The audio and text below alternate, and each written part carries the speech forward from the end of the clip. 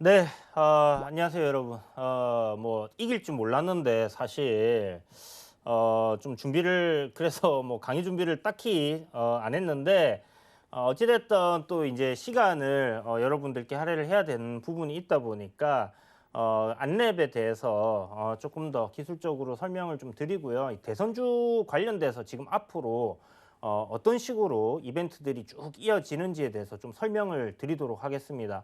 뭐 기술적으로는 지금 이제 차트 먼저 보도록 할게요. 자, 차트 보시는 것처럼 고양이 차트입니다.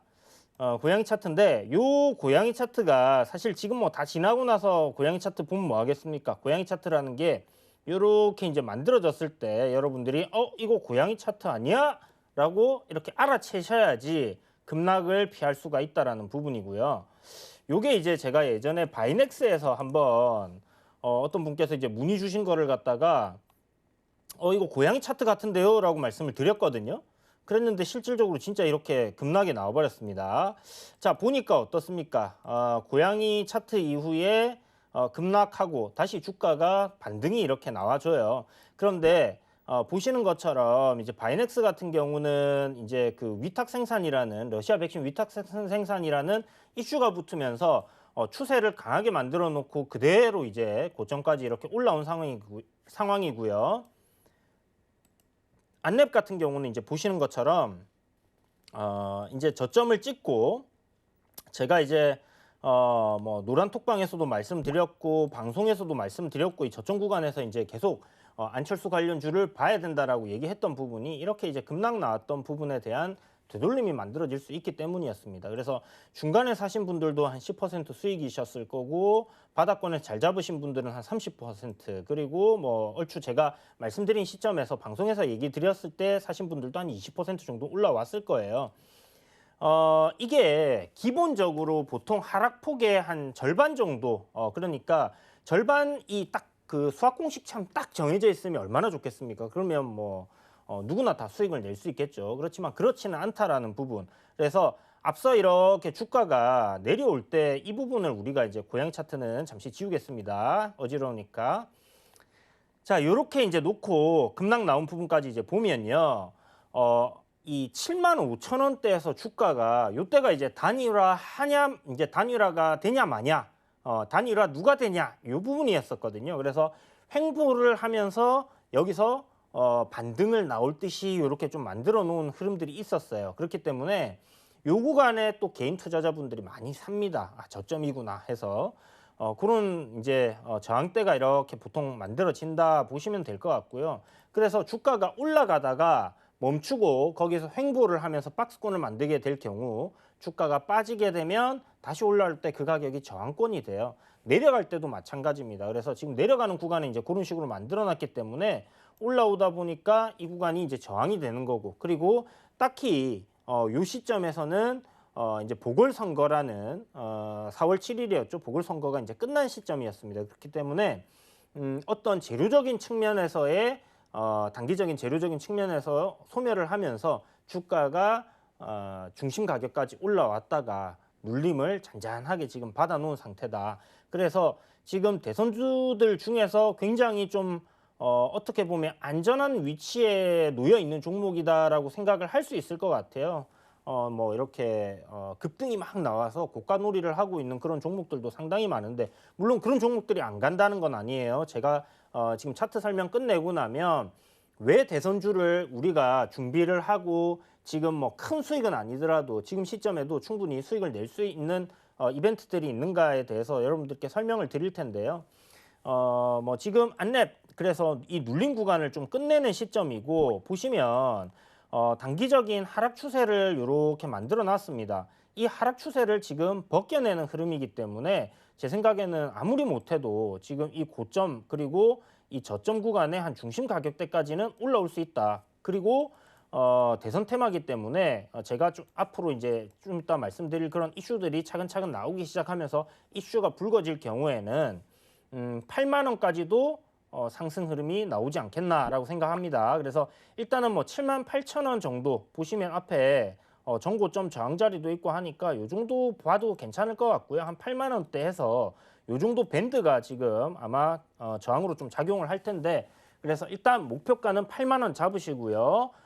매수가는 뭐 내일 아침 시초가부터 해서 오늘 종가 이하로 여러분들 분할로 사시면 괜찮겠다 이런 생각이 들고 네, 이제 오늘 종가죠. 오늘 종가니까 67,400원입니다. 요 이하로 생각하시면 되고 뭐 대략적으로 그냥 가격을 딱 집어드리면 한 67,000원 정도 생각하시면 될 것 같아요. 그리고 지금 손절가 요 지금 보시면 추세 전환을 하기 위해서 변곡점이 하나 딱 만들어졌습니다. 그죠? 그래서 요 변곡점 이탈하지 않는다면 저는 뭐 문제가 없을 거다라는 생각을 하고 있기 때문에 64,300원 정도 손절가 딱 잡으시고 요거 한번 분할로 매수를 해보신다면 괜찮은 결과가 나올 거다라는 생각이 드는데요. 그러면 왜 이런 결과가 좋은 결과가 나올 거냐 하는 부분에 대해서 여러분들께 일단 설명을 드리겠습니다. 저점에서 제가 여러분들 급락이 나왔는데 단일화가 안 돼서 급락이 나왔는데 아무도 쳐다보지 않는 안랩을 여러분들께 매수하라고 말씀드렸던 이유 분명히 누군가는 쳐다보고 있었을 거예요. 그게 세력이 됐던 경험이 풍부하신 분들이든 간에 어찌됐든 이 급락이 나왔을 때 이걸 매수로 담으셨던 분들이 분명히 있었는데 그렇기 때문에 내려가면서 이제 거래가 굉장히 크게 터진 부분이었고 전저점 부근에서의 지지 라인이 있는 구간에서 이렇게 이제 거래가 터졌다라고 볼 수 있는 거죠. 어떻게 보면 대부분의 사람들이 이제 안철수 의원 같은 경우는 단일화에 실패를 했기 때문에 끝났다라고 생각하는 시점이었습니다. 이 구간이. 그렇지만 이걸 역발상으로 해서 한 번 더 생각을 해본다면 단일화에 실패했기 때문에 서울시장 후보가 아닌 대선 주자로서의 가치가 다시 살아났다라고 볼 수 있는 부분이고요. 그렇다면 지금도 대권 주자로서의 존재감이 있냐 없냐라는 부분을 본다면 지금 대권 지지율 조사 나올 때마다 뭐 지지율이 적기는 하지만 안철수라는 이 인물에 대한 지지율은 계속하게 설문조사에 들어가고 있다는 말이죠. 그 말은 뭐냐면 안철수 의원이 저는 대권 출마하지 않겠습니다라고 얘기하기 전까지는 앞으로 대권 주자로서 나올 가능성이 있다라는 부분 때문에 주가가 움직인다라고 보시면 될 것 같아요. 기본적으로 우리가 주가가 움직이는 그 이유를 생각할 때 보면 실적적인 부분이 좋아서 실적이 앞으로 좋아질 거라서 앞으로 이 종목은 뭐 매출이나 영업이익이 좋아질 거라서 이러한 어떤 성장에 대한 아니면 실적에 대한 그런 기대감이 있는 거잖아요. 그러면 안랩 같은 경우는 대선주들 같은 경우는 딱히 실적이랑 상관이 없습니다. 다만 관련된 인물이 당선될 경우에 기업에 뭐 어떤 콩고물이라도 조금이라도 좋은 부분이 있지 않을까라는 뭐 그런 생각에서 움직인다라고 보시면 될 것 같아요. 그게 말이 돼? 라고 하실 수 있는데 저도 말이 안 된다라고 생각을 합니다. 그런데 지금 역사는 계속 반복되어 왔고 대선 때가 되면 항상 그렇게 움직여 왔는데 그걸 굳이 팩트를 눈앞에 두고도 부정할 이유는 하나도 없는 거죠. 수익이 나면 장땡입니다, 여러분. 안 그런가요? 삼성전자를 사서 여러분 10% 수익이 나는 거하고 중소형주를 하나 사서 10% 수익이 나는 거하고 똑같은 10%의 수익이라는 거죠. 그렇기 때문에 너무 틀에 박힌 고정관념 이렇게 생각하지 마시고요. 뭐 대선 테마라고 해서 나쁘게 보지 마시고요. 어떤 자리에서 어떤 위치에서 어떤 모멘텀을 가지고 있을 때 우리가 공략을 해야 되느냐 이걸 여러분들이 아시면 수익을 낼 수 있다라는 거죠. 결국은 대선 테마나 어떤 테마나 실적주나 뭐 아무리 괜찮은 종목이든 간에 여러분들이 급등할 때 추격 매수하면 어떻게 돼요? 삼성전자 95층에 물려 계시는 거예요. 살려주세요 하고 있는 거예요. 그래서 종목은 뭐 어떤 종목이든 간에 내릴 때 사고 오를 때 파는 건데 지금 현재 안랩 같은 경우는 굉장히 바닥권까지 잘 내려와 있는 그런 상황이다라는 말씀을 드리는 거고요. 자, 그러면 이제 우리가 주목해야 되는 부분, 모멘텀적인 부분입니다. 어떤 이슈가 앞으로 나올 거기 때문에 대선 테마들이 움직일 가능성이 높을까라고 생각을 해보는 건데 이거는 저도 사실 매 대선마다 뭐 선거 날짜도 좀 이번엔 바뀌기도 했지만 이 패턴 시간적인 패턴에서 약간씩 좀 달라지는 부분들이 계속 생겨요. 지난 대선 그러니까 지지난 대선 같은 경우는 보통 우리가 12월 달에 선거를 했죠. 그때는 1년 전에 대선 테마들이 다 죽어버립니다. 피크를 찍고 그리고 나서 나머지 1년 동안은 정책 관련주들이 움직이기 시작을 해요. 그런데 지금은 이제 한번 선거일이 바뀌었죠. 3월 9일로 내년 3월 9일입니다. 그래서 3월 9일로 선거일이 바뀌었고 이제 1년이 채 안 남은 시점이에요.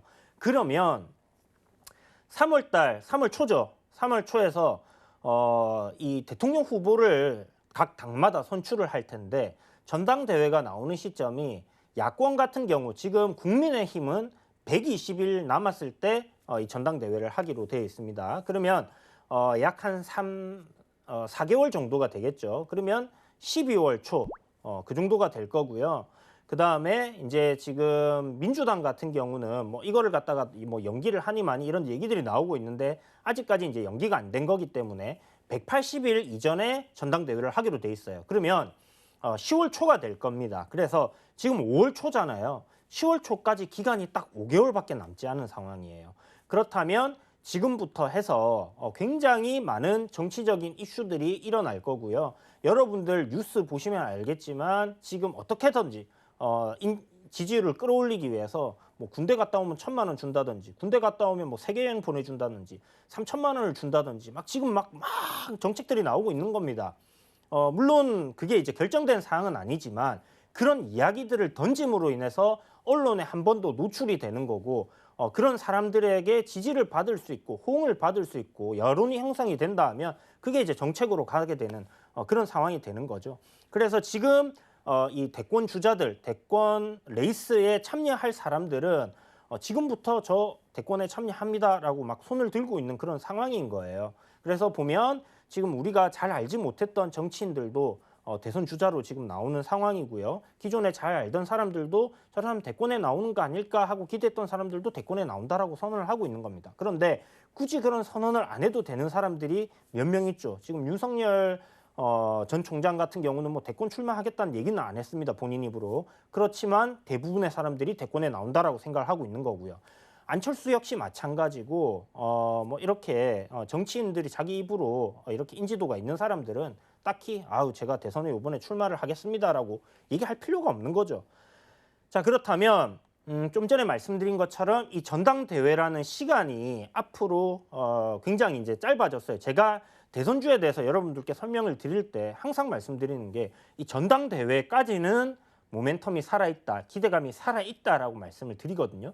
전당대회에서 누가 선출이 되는 순간에 기대감은 끝나는 겁니다. 왜? 다른 후보들은 전부 다음 차기 대권을 노리든지 아니면 이제 대권 주자로서의 생명은 끝난다라고 봐야 되는 부분이거든요. 그렇다면 그 시점까지는 일정주로서 살아있다라고 모멘텀이 살아있다라고 보셔야 되는 부분이고 그 중에서 이제 안내협 같은 경우는 안철수 관련 주잖아요. 안철수가 지금 국민의당 당 대표로 있는 상황인데 요번에 이제 보궐선거를 이겼어요. 야권 단일화를 잘 해내가지고 이겼는데 여기에서 이제 프레임이 정권 교체란 말이죠. 그런데 정권 교체를 하기 위해서 선거를 치러야 하는데 야권 후보, 그러니까 대통령 후보가 한 명이 아니라 2명, 3명, 4명이 나와가지고 표가 갈리게 될 경우에는 결코 이기지 못하게 될 겁니다. 그렇기 때문에 야권 단일화는 결국은 성공을 해야 되는 부분이고 그렇다면 앞서 이제 공약을 했었죠. 이제 안철수 같은 경우는 이번 보궐선거 내가 후보가 된다 하면 뭐 합당을 하겠다. 뭐 이런 식으로 이제 얘기들이 되어 있었기 때문에 이제는 그런 시간이 돌아왔다는 겁니다. 아마 국민의힘에서는 이번에 이제 전당대회를 통해서 당 대표를 선출을 할 거고요. 당 대표가 선출이 됨과 동시에 국민의당과의 통합 이야기가 계속 나올 겁니다. 이 이야기들이 오래 갈 거냐면 그렇게 길게 가지는 않을 거예요. 제 생각에는 한두 달 이내로 끝날 가능성이 굉장히 높고요. 그리고 나서 전당대회를 위한 준비 작업에 이렇게 들어갈 거고 국민의힘에 있는 지금 걸출한 후보들 이 사람들이 다 이제 저는 대권에 출마하겠습니다라는 얘기를 하든지 아니면 앞으로 이제 정책에 대한 그런 이야기들을 계속해 나갈 겁니다. 그래서 보시면 이제 앞으로 이러한 굉장히 큰 이슈들, 그러니까 어떻게 보면 우리나라에서 가장 큰 이벤트잖아요. 그런 이벤트가 앞을 기다리고 있다라는 부분을 생각을 해본다면 당연히 대선주들은 상승하는 흐름이 나와줄 수 있다라는 부분이죠. 다만 5개월이 됐던 12월 달이 되면 이제 뭐 한 6개월 정도 기간이 있지만 요 기간 안에 어떤 시점에서부터 시세를 분출하기 시작할 가능성이 상당히 높다라는 부분인데 제 생각에 안랩은 바닥권에서 이제 고개를 이렇게 드는 부분이기 때문에 여기서 물론 조정이 나올 수도 있습니다. 조정이 나올 수도 있지만 다른 종목들 좀 많이 고가권에 떠 있는 종목들 크게 기대 수익을 노릴 수 없다라고 하기는 그렇지만 분명히 또 크게 터질 거예요. 그래서 마지막 불꽃 슈팅이 이제 한 번 남았다라고 가정을 하고 이런 관련주들을 지금 저점에서 공략을 해본다라고 생각을 하시면 좋을 것 같습니다. 물론 대장주들이 강하게 움직일 거고 새로운 인물 관련주인 뭐 윤석열 관련주나 이재명 관련주들 다 좋게 움직일 겁니다. 그리고 이재명 관련주도 그럴 거고요. 원희룡 관련주도 움직일 거고 대부분의 종목들이 다 움직일 거예요. 그래서 나중에 시점에 딱 보게 되면 대선주들이 전부 다 지금 시장에서 오르는 종목들 대선주밖에 없을 거예요. 그런 상황이 올 텐데 그때 가서 막 오르고 있을 때 그러면 따라 붙으실 거냐? 제가 물어보고 싶은 게 그거거든요. 결국은 아무도 쳐다보지 않고 지금은 아니다라고 생각하는 시점이 저점인 경우들이 많이 있습니다. 그래서 지금 저점에서 여러분들이 공략을 해볼 수 있는 그런 부분이다 이렇게 생각합니다. 자, 이재명 관련주 전망 어떤가요? 물어보셨는데 좀 전에 답변 드렸죠. 좋습니다. 이재명 관련주도 보면 지금 이렇게 생각하셔야 돼요. 이재명 관련주하고 윤석열 관련주가 지금 가장 강한 두 인물 관련주예요. 그런데 1차적으로 굉장히 시세를 크게 냈던 그러니까 뭐 대장주들이 있습니다. 인물별로. 에이텍이라든지 뭐 에이텍 TN처럼 아니면 프리엠스처럼 이렇게 1차 상승을 쫙 해줬던 일군들이 있고요. 보통 그 다음에 이 종목들이 조금 쉬어갈 때 이진들이 움직이기 시작합니다. 동신건설부터 뭐 프리엠스하고 이제 이렇게 이진들이 한번 또 쫙 올라주고요. 그 다음에 이제 나머지 이제 쫄따구라고 얘기를 하는데 저는 이제 3군 정도 이렇게 해서 또 군을 이뤄서 또 움직여져요. 그럼 걔네들이 안 가느냐 하면 걔네들도 많이 갑니다. 그래서 수익을 다 낼 수 있는 게 이제 대선주인데 뭐 이재명 관련주 중에서도 여러분들이 너무 많이 이렇게 올라 있는 종목들은 조금 기대 수익률을 낮추시고요. 그 중에서 이제 대장급들로 이렇게 1군, 2군 할 때마다 이렇게 좀 선별해서 움직였던 종목들 내에서 시세가 좀 괜찮게 나올 가능성이 높다라는 부분이거든요.